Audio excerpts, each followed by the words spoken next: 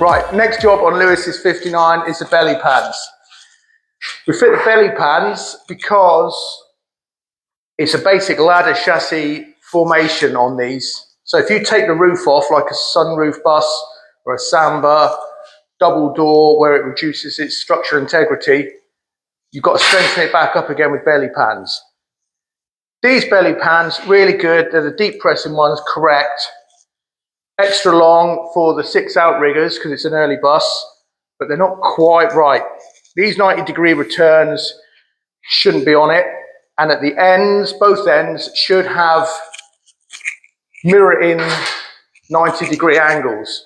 So at the back, it comes up, away from the outrigger, with little seam welds along. When we take buses apart with these features, we keep these bits. The front has the angle going the other way, so it hooks around the outrigger, like that. So when it's on the bus, it hooks over it this way, and when it's at the back, it's level there with the seam welds.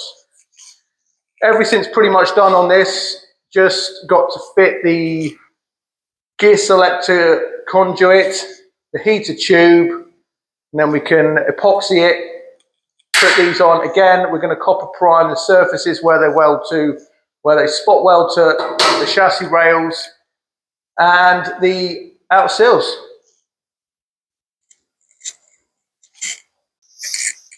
Hey Stu, what's going on today, pal? Oh. Right, we're going to put on the first of the belly pans just to see how good or bad it really is.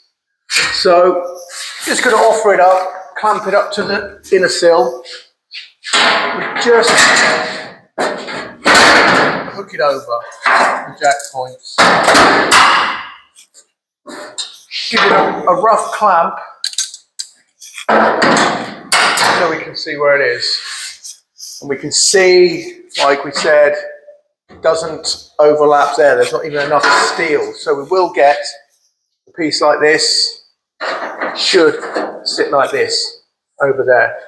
So we will cut more of this than we need, like down there, because it's easier to weld more of it and to clean it up again than it is to just weld a corner on. You can see here, that overlaps way too much. So what we'll do, get a right angled pick, so you can just score along the chassis.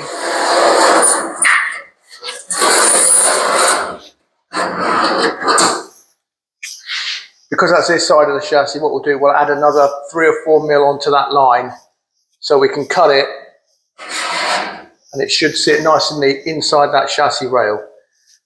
As you can see here, that needs to be over a bit. Like I said, we've just hung it on just to see what it is. We can nudge it over a bit, the whole panel. This has to have some right angle return. Same again. We'll offer a bit up. Should come this way with the, I think it's 5 little seam welds along there. Okay, so it's easier to put on more of it to clean it up with a grinder or a flap disc than it is just to weld a little bit on the end. Here, you can see that there is about 10 or 11 mil, and this end, that's like 15 or 16. So we'll address that, try and make that neater. It's just easier to do, and it's a little bit rude if we don't do it. It just looks a bit cheap. Yeah, come back to us when we've cut it all up, offered it up. We've got the same to do on the lower one, or the other pan, and then we'll bring in the middle pan.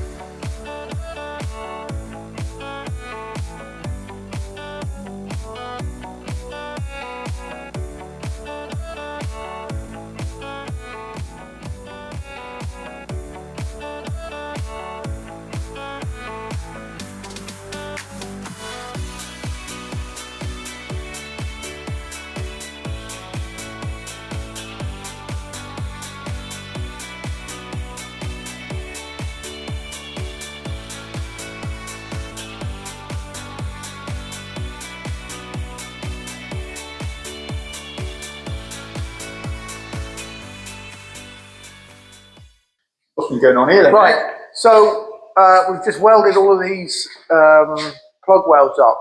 We've only plug welded where there's no access to get the spot welder in. So here we still can get the spot welder in through the chassis rail there. So where we've plug welded it, equal distance apart, we haven't gone right into the corners, as you can see. The reason of that is because we don't have a tool to get right in to clean it up enough. If you put it there, you're going to leave an ugly plug weld. That's just a bit rude, bit ugly, bit lazy. So move it in, it'll all be structurally sound, it'll be fine. We've just got to join on these end bits now for the correct details so they overlap. Front. Yeah, and then we'll spot weld and we'll do a little video of the spot welding. We'll turn that up on the spot welder because this is thicker steel than this. So we'll need to adjust the pressure for that. Spot weld. Right. Start there.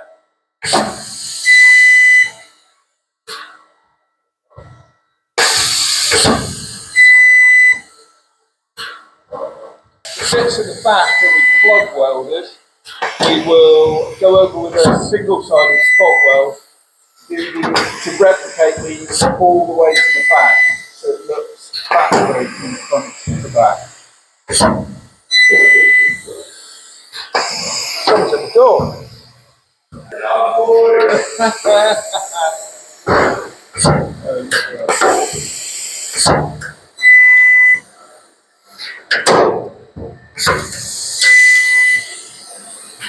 Now we'll do the bottom run. So like Bob said, staggered, up, down, up, down, up, down.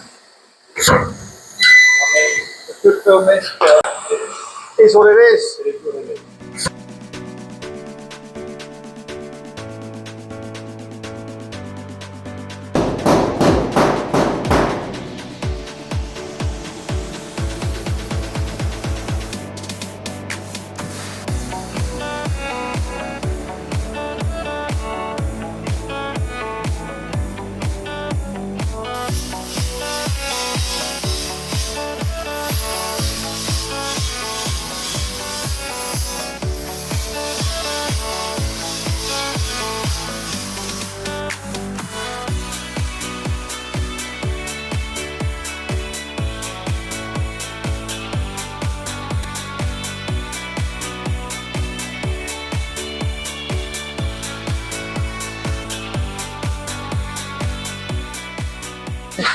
Right, final little bits we've got to do now. So we've just done the measuring for the final little tack welds which go on here. So it doesn't get seamed or spot weld or anything. It's just obviously from the factory you're done with oxyacetylene. We're going to do it with MIG because it's just easier. So we got 5 that go on the front. Then what's that for? 9 on each end of the belly pans and 6 on the rears. So as you can see, we've got the lip coming out this way at the back, same as the middle one, and in the front they lip over just to stop crud getting underneath it. So we're just going to, Bob's going to fire up the welder now, and we're just going to quickly show you how we put these last bits together. Then we're going to sling some epoxy on, and that, other than the heater tube and a few other little tidying up bits, we're kind of done underneath here then. Then we'll flip it over and then getting on with prep work then. Getting some paint on this bad boy.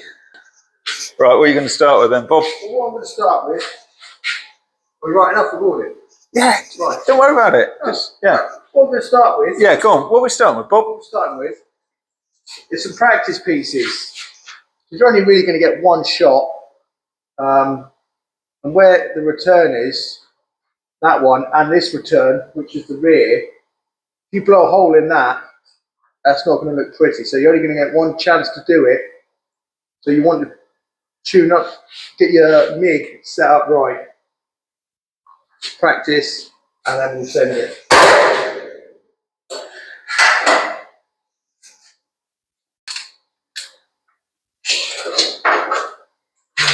Do you want me to hold it while you do it?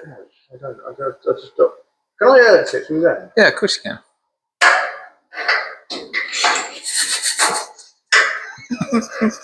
I got this. Yeah, Right. I mean, it fully looks like you know what you're doing. Right. What you're saying there, speed. Right, got it.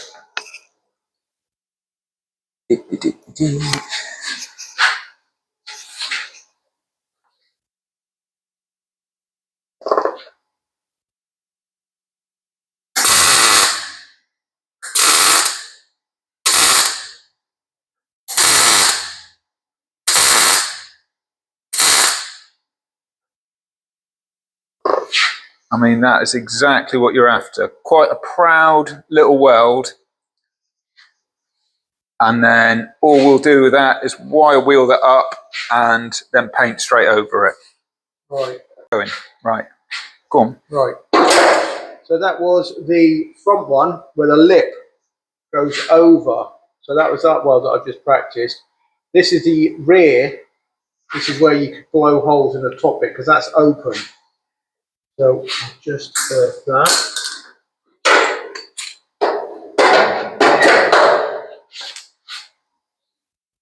What you want to be doing is chopping off the last bit of MIG wire because that's already oxidized. So that will make you bounce back off, giving you not a nice weld. Send this and we're off.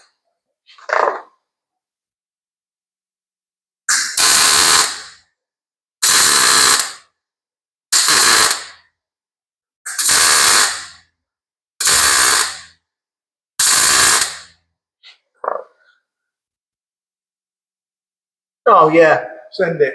Send it. Let's do it. You've got to wait Until it comes. Yeah. Yeah.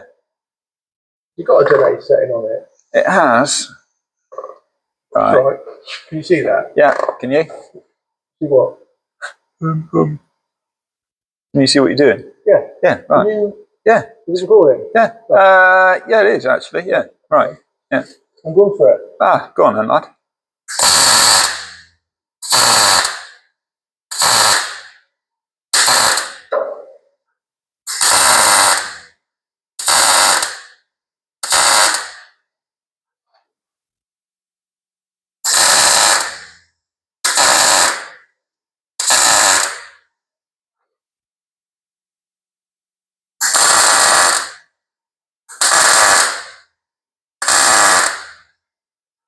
So it's all we're after, 3 little tacks on each one.